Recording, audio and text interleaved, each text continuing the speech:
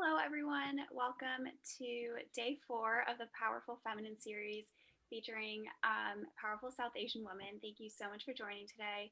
My name is Sunithy, and I am a junior at Georgetown. And my name is Anjali. I'm a sophomore in the college, and we're going to be your moderators for today. We're super excited for you guys to join our celebration of the Divine Feminine with our Navratri speaker series. And please be sure to drop any questions that you have in the chat, and we'll try to get to as many of them as we can. Today, we're joined by the Chikaria sisters, Onika, Rishika, and Ashika. So the Chikaria sisters are a trio of dancers that are famous for their Bollywood fusion TikTok dances. Omika, a Georgetown alum and a part of the SFS class of 2015, is studying business at Dartmouth. Rishika is a recent graduate of Emory and a student at Fordham Law. And Ashika is a current student at Georgia Tech. They balance their busy lives with developing creative and original dance choreography, incorporating viral dance trends while celebrating their South Asian culture. Thank you so much for joining us today. Yeah, thank you for having us. Yeah, so I guess just to start out, we're all super curious about kind of what sparked the start of your TikTok journey. Yeah, I'll take that question. So we actually came home in March for quarantine. For the first time in 10 years, we were all in the same place at home. And I was the only one who had a TikTok account, and I kind of showed my sisters. I was like, oh, we should do some of these dances. They're super fun and trendy. So we started doing it for fun. We did the A ladies trend. I don't know if you guys know about that, but we posted it on, it was Rishika's account at the time. And we literally just started it just to have fun, because we've all been dancing since we were so little, and we've been dancing together for such a long time. But this time we were just kind of putting the videos on the internet, on TikTok. And after a couple videos, we started doing a lot more South Asian trends and stuff like that. And that's how it all started, which was kind of crazy. We didn't really expect it, but it was a super fun way to start. That's super cool. How has it been gaining popularity in the South Asian community? How have you guys tried to promote the culture, because there's not a lot of South Asian representation in the media? Yeah, as Ashika mentioned, we absolutely were not expecting to go as viral or gain as much support as we have over the past few months. And it's just been so amazing to engage with other South Asian members and members of the South Asian diaspora on accounts like TikTok and different platforms, because there are so many people out there who can really resonate with a lot of the songs that we dance to, or a lot of the trends that we've been doing. So just getting to engage with so many people who have had similar experiences as us has been absolutely amazing. And we've been so grateful and just so floored by all of the support. And we've just been trying to keep up that momentum by trying to stay up to date on the trends that are happening, and trying to see how we can get creative and put a South Asian twist to some of those trends. So it's just been such an amazing journey, and we're so grateful for all the people that we've met along the way. Yeah, that sounds super cool. Thank you. We were also kind of wondering what inspires, because a lot of your dances are kind of just fusions of American songs and Bollywood songs. What exactly inspires that process, and the videos that you guys come up with, because they're all so cool. Yeah, I can take that. So given our previous dance training, we've all trained in various different dance styles, both Western and more South Asian styles. And growing up, we would often just do them in silos. We would go to ballet class during the week, and then we'd learn Bharatanatyam and Bollywood dance on the weekends. And they never really intersected. But as we've gotten older, a couple of us have also been on college dance teams and done things like that. We've found more overlap between the types of dances. And even as, with the internet and all of that, it feels like people in different places have access to different types of music and dance styles. So we try to kind of incorporate that into our TikTok, and now dances on other platforms too. And it's kind of nice, because not only do we come up with those dances, but we've also found that the DJs that we work with and people in the sound industry have also been combining those different influences. So it feels like all these bridges are kind of coming together and creating more connections that we're really excited about. Yeah, definitely. I feel like there's a lot more fusion with South Asian culture now than there's like ever been before, which is kind of exciting, feeling represented. So going off of that, how do you see yourself using your platform in the like coming years? I know you guys have talked about colorism and like done trends with that, but what other ways do you want to promote social justice with your TikToks? I think for all of us, something that we all have in common is that we really just want to represent South Asians on social media. Growing up, obviously, we didn't see that much representation on social media or even like in TV. So that's something that's very important to all of us. I think when you think of TikTok, you often think of like Charli D'Amelio or like Addison Rae. You don't really think of a brown person. So it's really important that we kind of want to continue that trend and continue to make other young South Asian girls and boys feel like they're represented. And yeah. Yeah, that's definitely really great to hear. And I feel like you've been like super successful at doing that so far. I kind of had just like a follow-up question based on what Omega said earlier. Like, you guys are obviously all amazing dancers. We were kind of wondering if you could tell us more about the dance experiences you had in the past, and like, Omega, if you've like been in any Rangila dances, that would be really cool to hear about too. Yeah, I definitely was in Rangila when I was at Georgetown.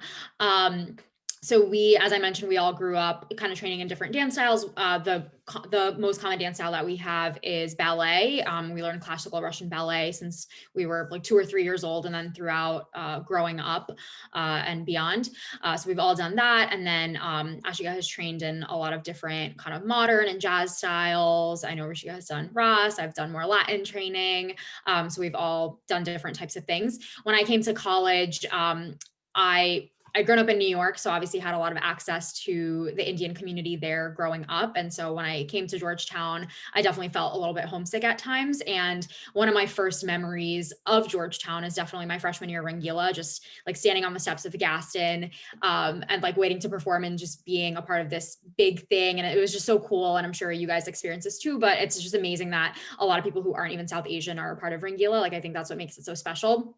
So I was in the Ras dance my freshman year. I choreographed folk my sophomore year, and then I choreographed Ras my junior year. And then I did senior Bhangra and senior independent. I don't know if that still exists my senior year. And it was actually funny that my senior year, Gaston was under repair. So we didn't have Rangila in Gaston or in Healy. We rented out the Kennedy Center. So I don't know if you guys like ever heard about that, but that was in 2014 because I graduated in 2015. So we had Rangila at the Kennedy Center, which was definitely like one of my highlights of Georgetown. It was just so fun. And I was actually watching like some of my videos recently because I was like reminiscing with a couple friends about that. But yeah, it's just so fun. And it's like amazing that it's continued to be a tradition. I've always wanted to come back, but I haven't been able to come back to DC really since I graduated. But hopefully when things open up again, I'll be back. I'll come watch a Rangila again.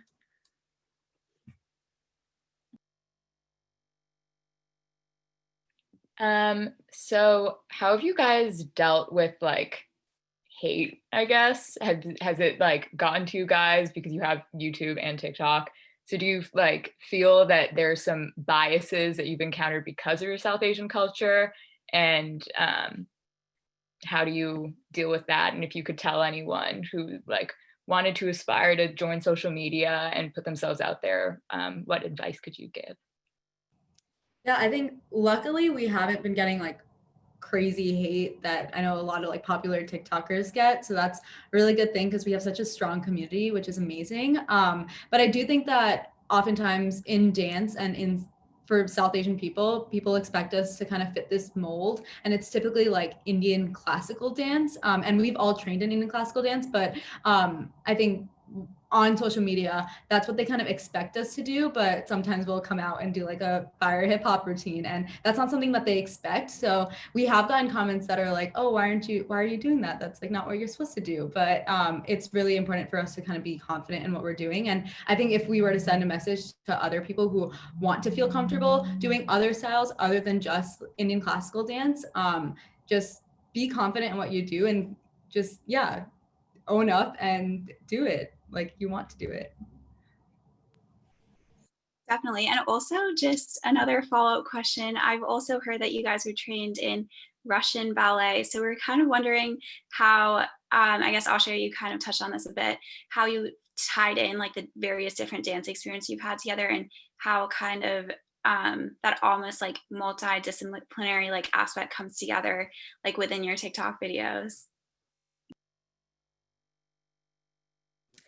Yeah, it's so interesting because as Omika mentioned, growing up, we thought that all of these dance styles were so like disjointed and just like mutually exclusive. But a lot of the discipline and the technique that we've learned from Russian ballet and then doing BNAT for like 7 to 8 years has really helped us when it comes to learning new dances. I think that's something that's overlooked so often, like the discipline and technique that comes with dances. So we are so lucky that we have such a strong framework for how we've learned dance, and we've tried to use that mindset and that discipline to then venture out into different dance styles and learn different dance forms, because I think all dance is like rooted in very similar technique and form. So it's been great to use that technique to learn new dance styles. That's super cool. That I really like how you said that all these dance styles kind of have the same like background and like foundation. And I think that's like really important when you're trying to learn different styles, that the same techniques can apply. So right now, obviously it's Navratri, which if you don't know is a celebration of the divine feminine in Hinduism. So we wanted to ask how you guys are celebrating Navratri and how you're kind of bringing that into your TikToks and what you're putting on social media. Yeah, actually one of our first videos that went viral was a Ras kind of twist on a popular trend that Rishika Nashika did. And then of course another video that went viral too was our Kamaria video, which was to a Garba song. So I feel like when we initially kind of started gaining virality on TikTok, we were known as like the Garba girls. And so we've definitely kind of honed in on that, especially the past week with Navratri. We had filmed a ton of Garba and Ras content over the summer. So we're trying to share that and get people to do Garba. We're calling it hashtag Garba from home since we can't meet up right now. So we're doing that. And then I taught a Garba and Ras cardio class this weekend. So doing that for sure. And just kind of dressing up. We're doing another collab with a few other influencers for Navratri. So that'll be out soon as well. But just trying to make the most of it. I mean, it's definitely not the same. I know for me personally, like Garba season is one of my favorite. And I love being a part of it. And like going to Garba and dressing up and dancing, there's just no feeling like it. So there's definitely no replacement. But we're doing our best. I was actually in India 2 years ago on Navratri and I was in Gujarat. So I feel like nothing can top that experience, but we're doing whatever we can from home right now. Yeah, I guess just like a follow-up, since you guys are all in different locations right now, how are you still like figuring out like obviously like going beyond like the distance and working together to still put out content? Like, has that been a challenge for you guys? And also to tie into that, like you're obviously all full-time students. So how do you balance like putting out like all this really amazing content with like your studies at the same time? Yeah, so over the summer, we knew that at one point we'd probably be going back to school. So we did plan ahead and we knew that we wanted to continue this like no matter what, no matter where our life takes us. So we did create some stuff ahead of time so that we can post it continuously in the fall. But we will be home soon. I can't wait in November. So only a couple more weeks until I see my sisters. But it's gonna be it's been challenging with like work and school and all that. Over the summer, we were all super busy. We had some internships to do, so it was difficult at that time too. But especially with like school, and now we're distance. It's been like an extracurricular for sure, but it's been so much fun because there's definitely like a reward coming from it. So obviously you have to like schedule that time out of your day, but it's worth it. And then how is it like working with your siblings? Definitely like, has it been like a nice, like you've gotten closer? Has there been like a strain sometimes with like all the like pressure that you guys have? Do you think that your relationship has been affected in a good way or bad way? Yeah, it's definitely something new. We also, the three of us have different age gaps. So like Rishika and Ashika are about 1.5 years apart, and then I'm a few years older than them. So it's different, and we've never like worked on anything like this together. But that being said, it's been honestly a huge blessing. I think it definitely has brought us closer together. I think we talk so much more often, and I mean we like talk all day because of this, and we're just more in tune with each other. But I would be lying if I said that everything was easy. It's definitely not, especially when you we obviously care a lot about this, and like we want to do a good job, and we're all pretty driven, like type A people, honestly. So I think we do push each other, and sometimes it can be a lot. But I think in the beginning we kind of learned about each other's like working styles, which we'd never done before. Like, you have your coworkers and you have like your personal relationships, but they don't often overlap. But in this case, it was like, oh, I thought I knew you so well, but now I know this thing about you, about how you prefer to work or how you get things done. So it was definitely a process of like, okay, I'm good at this, you're good at this, let's like split up the work this way, or let's talk through this. But I think the number one thing that has helped us is really just like communicating and being open whenever we have problems that come up, and like being upfront about that, because I think in any relationship, like things can fester really easily. So just being open about that stuff has been good for sure. But yeah, it's definitely made our relationships evolve, I think, in a positive way. That's super cool to hear. And I was also kind of wondering, um, what have you guys learned or like taken away from just like the experience as a whole, just like from over the summer, but also the work that you're doing currently? I would say that the number one thing that I've taken away is that resilience and grit go a really long way. I think people like when you see people going viral on social media, you only see that one part of what they're doing, but the amount of hard work and consistency that goes into that is actually a lot. So I think that we've all just learned that if you really put your mind to something, and if you're willing to get better and improve and put in that hard work, that you will see results, and that'll go a long way. And then going off of that, what is your like creative process, I guess, for like what you guys did over the summer when you guys were together? How did you plan your TikToks? Like, how did you find mixes? And yeah. Yeah, so actually a lot of hours go into every TikTok we make. Even though it's only 15 seconds, there's a lot of hard work and sweat behind it.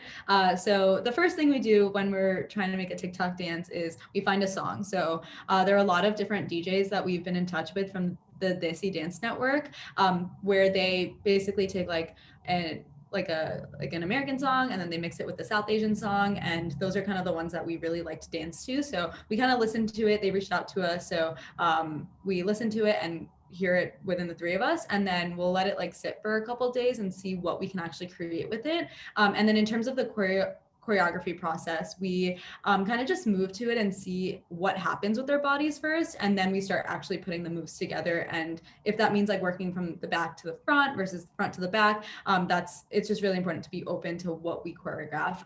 And then obviously the three of us have different strong suits, so if one person feels stronger about a song or a dance style, they'll kind of take charge or lead on that specific TikTok. But that's how we kind of work together and make sure that it's the best that it can be. And then once that's done, then we like film it on another day so that we have enough time to clean it and make sure that it looks good between the three of us.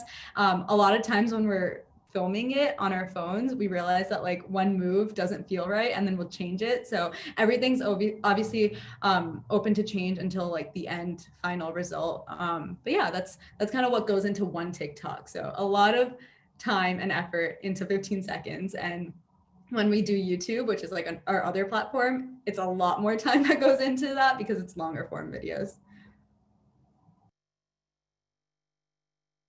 Oh, sorry, I lost my mute button for a second. But we were also wondering, like, I guess you just mentioned that you are also like moving on to TikTok. So how do you foresee it, like you like using your platforms going forward? Do you guys have any plans or anything you're looking forward to doing in the future?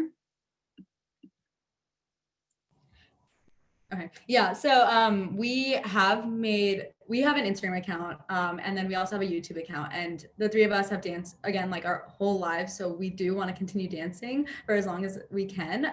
We all have different careers outside of dance right now. So Omika is studying to be a business student. Rishika is going to be a lawyer. I'm studying to be an engineer. So we do have school outside of that, and once we graduate, we'll see where it goes. But we could totally see this as a completely like separate career opportunity, and we'd be so open and willing to do that. Awesome. So I think we're going to go to our audience questions now. One of them is, within the South Asian community, there's so many different styles and types, but it's really like Bollywood centered. And because you're kind of a prominent South Asian like TikTokers, how do you guys maintain a commitment to ensuring that all different styles are being shown in your TikToks? Yeah, that's a great question because, you know, even though the South Asian diaspora is so diverse, we fully recognize that it is so Bollywood centered. And we want to do everything that we can do to make sure that our platforms are as inclusive as possible. So even when we do different dance styles, we really want to make sure that we are venturing out beyond like typical Bollywood songs. We want to explore different songs from different languages, from different geographic regions in South Asia, because it's so diverse, even though so many parts overlap. So what we like to do is we like to venture out, see if there are any songs out there from different regions that we haven't explored and haven't done. And if we do find a song that we like, we want to make sure that we understand the meaning behind the song and you know what that song is really about before we go and do a dance to that. So we want to make sure that our social media accounts are as inclusive as possible for all South Asians to feel comfortable there. And also we want to make sure that we go beyond just the Bollywood songs and look at different dance styles and songs that we can dance to. That sounds really cool. Thank you. We also had a couple people ask actually if you have any advice for aspiring dancers. How do you stay motivated even if your dances sometimes don't turn out the way that you expected? And I guess another follow-up question was that do you have any advice for kind of navigating and building a dance team over Zoom and like this virtual environment? So kind of like, do you have any advice for aspiring dancers, but also dancing virtually during this just like virtual environment? I'd say just general advice for dancers is stay true to your dance form and continue to work on technique and, you know, going back to your roots. Obviously, we have trained for many years, but at the end of the day, it's all about the technique that we learned from day one. And we try to go back to that and take as many classes as possible to make sure that we're doing our best that we can. So advice for dancers, just stay true to your form and feel confident in what you do. In terms of building a dance team, so I'm currently on a dance team at Georgia Tech. I'm on the Georgia Tech dance team that cheers at like football and basketball games. And we, in the beginning of the semester, we were virtual, which was very tough because it's really hard to dance on Zoom and, you know, take instructions from people on Zoom. So I think advice for that is just learn how to communicate over Zoom and figure out what that feels like because it's different for everyone. Definitely try to find space for yourself and carve some time out so that you can kind of figure that platform out because it's so different than what it would be like in person. So I don't know about building a dance team. I've never made one, but just try your best to learn how to communicate over this virtual platform. And then back to touching on Navratri. As I said before, we're focused on like Shakti and the powerful feminine and like female strength and determination. Can you speak to a little of your interpretations of what this means and how it's manifested in your life? Sure, I can go first, and then if you guys want to add anything, you can feel free. It's definitely manifested on our life. Like it feels pretty abstract, but I think it's manifested in our life from the very beginning because we're three sisters. We don't have any brothers, and we've always been kind of the bedrock of our family. And we were always told growing up that, you know, like maybe our parents wanted a son or maybe they didn't. I don't know. They never talked about it, but like we were always told that we could do anything that we put our minds to, and we could be as successful and ambitious as we wanted to be. So that's always been kind of instilled in us, especially by our mom, who is our representation of like that divine feminine. I think for me personally, I think about this a lot because being especially in a business environment where it's very like male dominated and there's a lot of masculine energy around kind of go, go, go and pushing yourself and like being really driven, which I think is awesome. I think there's often little space for like receptive energy and like being more fluid and calm and collected and kind of like balancing out that yang energy with like a yin or more feminine side of things. So I think about that a lot. And I've personally been trying to like incorporate more moments of stillness and receptivity in my life, whether that is like through meditation or like more restorative yoga practices. Because I think most people are like, go, go, go hyper in every aspect of their lives, like from school to work to like even what you choose to eat or like how you work out or how you socialize, and like everything is very intense sometimes. And I think it's really important for me, especially to like create more space, like literally and figuratively in my life, that allows me to like allow new things into it. Because I know that I'm definitely like a hyper scheduled person and I want to like have more space to just like allow things to happen a little bit more. So that, I don't know, that's kind of like a little abstract, but that's how I interpreted it. And it is something that I think about a lot.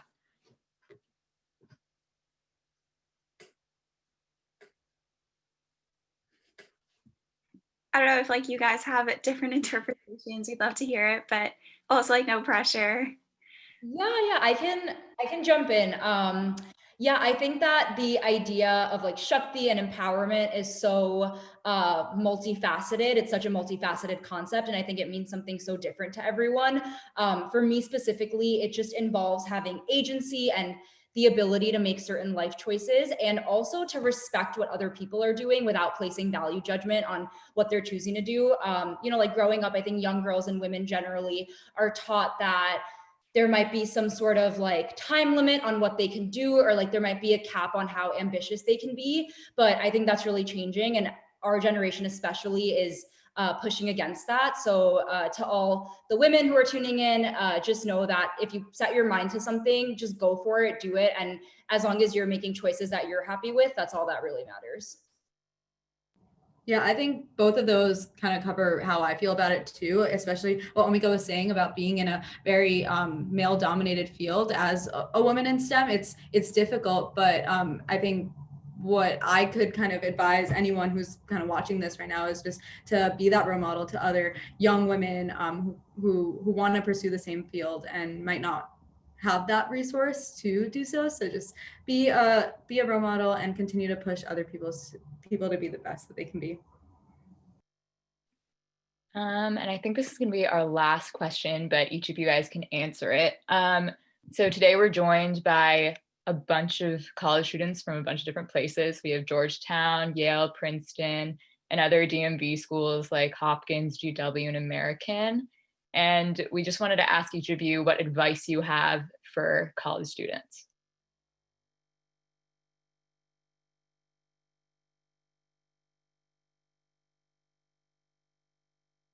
I'll go first.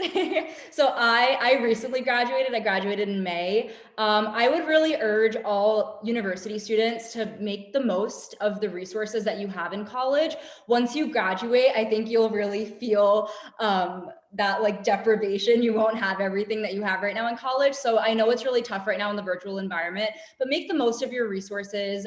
If there are opportunities out there, don't self-select out of opportunities. Take a chance, go for it. Like the 4 years that you have right now, you're not getting back. So just make the most of what you have right now, and just interpret that as you will. I can go next. So I think what Rishika said definitely resonates, and I've been out of college for 5 years now, which is very long, and I definitely miss it. Definitely miss Georgetown. I think the number one thing that I got out of college, besides all the amazing resources and everything, was like my friendships and relationships. And I just think that I feel like one of the best things that I was able to do in college was like branch out and just meet people who were different from me, and like expose myself to new perspectives and that diversity, which I think is prevalent at all of these the universities that you mentioned. I think all of you are so lucky and privileged to go to universities like that, where you have access to other types of people and perspectives. And you just never know when people come back into your life. I know for me, after college, I lived in, this is like the fourth place that I've lived in the past 5 years. So I moved around a lot, and I just feel like everywhere I go, my Georgetown connection just comes back. It's like people that I've lived in different countries, and like I always get involved with my alumni association, and I've like reconnected with classmates who I wasn't even necessarily friends with in college, but I had like kept some sort of connection with them. And people just kind of show up again, and it's like amazing. So just keeping yourself open to, I actually learned a phrase like a couple of years ago called weak ties. So you obviously have like your best friends who, you know, are going to be with you all the time, but then you also have these weaker ties, which is like more of like your acquaintances and more of your network. And actually those weak ties like often come in handy and show up in different ways throughout your life. So I think like nurturing some of those, I know it's hard in the virtual environment, but like as much as you can, just building out that network is so amazing and valuable, and something that you'll have for the rest of your life. Yeah, I feel like this question's a little unfair to me because I'm still in college, but I'd say as my time is like coming up, I'm about to graduate, I feel like I regret not doing all the things that I could have done. So my advice to maybe first and second years is do the things that make you uncomfortable, try something new, just expose yourself to all those opportunities because you're never going to get them once you graduate. There's so many things that are just so unique to college that you won't get once you enter a full-time job. So try that. And also don't forget to vote. I have a voting shirt on. Don't forget to vote because this might be your first election like it is mine. So use that voice that you have if you're eligible to vote. And yeah. Yeah, thank you guys so much. That's definitely amazing advice. And thank you so much for joining us today. We really appreciate everyone taking the time to celebrate the Jakarta sisters' wonderful accomplishments and hear about just like all of their insightful advice. And thank you, Ashika, Rishka, and Omika, for your time today. We really appreciate it. Thank you so much for having us. Yeah, this was really lovely, and happy Navratri, everybody. And then also, we wish we could have answered all the questions that we got, but we'll be sure to try to get back to you guys over email. And we're continuing our awesome talks tomorrow from 5 to 5:30 with the same Zoom link. So we're going to be joined by Badal Patel, who's a graphic designer and photographer. So be sure to check that out as well.